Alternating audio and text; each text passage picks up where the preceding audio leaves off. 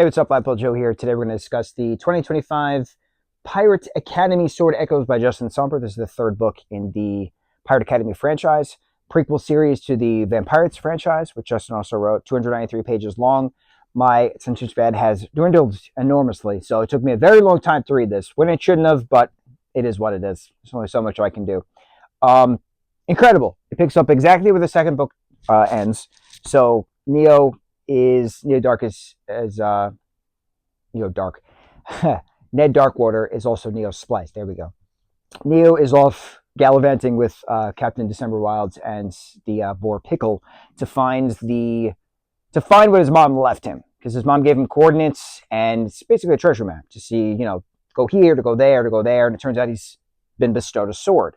So they go to Pirate Academy Okinawa, which is the last place where his family heirloom sword is, and he's amazed because of this. But Pirate Academy agents, of course, have infiltrated Pirate Academy Okinawa. Excuse me, League of True Pirates agents have infiltrated Pirate Academy Okinawa, and somebody tried to steal the sword. So then it's a matter of getting away from Okinawa, going back to Coral Reef province, where the Pirate Academy is in Australia, the main Pirate Academy, if you will. And so then what happens next? But while Neo's having his adventure, Jacoby, Cheng Li is in this as well. That was cool, seeing a younger Cheng Li in school. Great. Wonderful.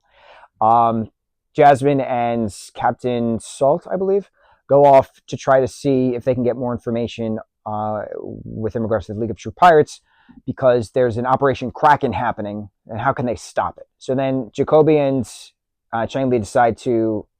Jacoby himself, who is monitored by Cheng Li, if you will, Wu Cheng Li, go and kind of like stake out what's going on at this facility, but sign up to be League of True Pirate members after their sword teacher, Captain Molina,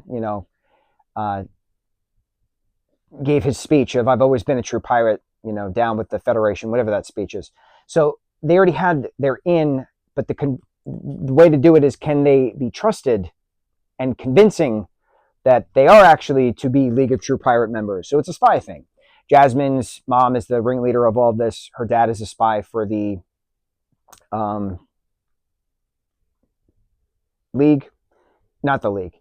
He's pretending to be in the League. He is in the League of True Pirates, but he's a spy for the Pirate Federation. So how does that work? So it's a lot of spy stuff in this film. In this film, I see it's a film because I see it in my brain when I'm reading it. So it's a film.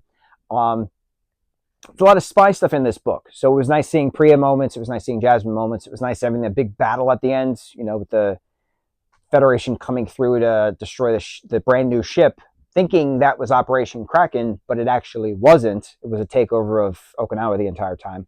So it was a lot of nice twists and turns. It was a lot of nice, who can you trust? It was a lot of nice, how can I be convincing to get more information?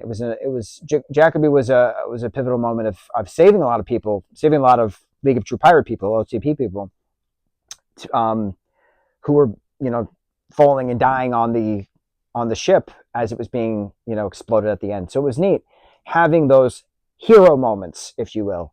It was neat then having the end where they're still doing their own things. And of course, it's going to lead to another book, but it was a good filler book. It wasn't like it had a direct beginning and it had a direct end. It was just another book. I don't know how else to explain it. I love how Justin writes. He writes very beautifully, very poetically, very candidly for certain characters. But this particular book was different than the other books because it just felt like a middle book. I didn't feel like it had a really true beginning because it already referenced that this starts immediately after the last thing. So it's just another, here we go, 20 minutes later type of a thing.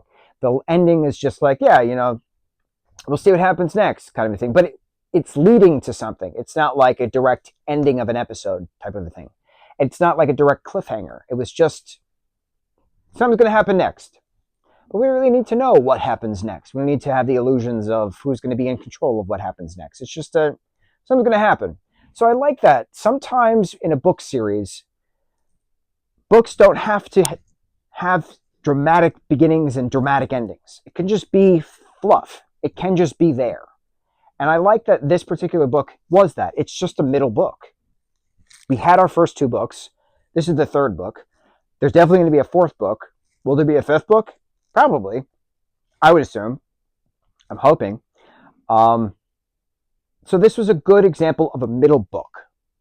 It continued the story, gave us more information. We had some twists and turns. We figured it out. On to the next adventure. Love it. Short, sweet, to the point.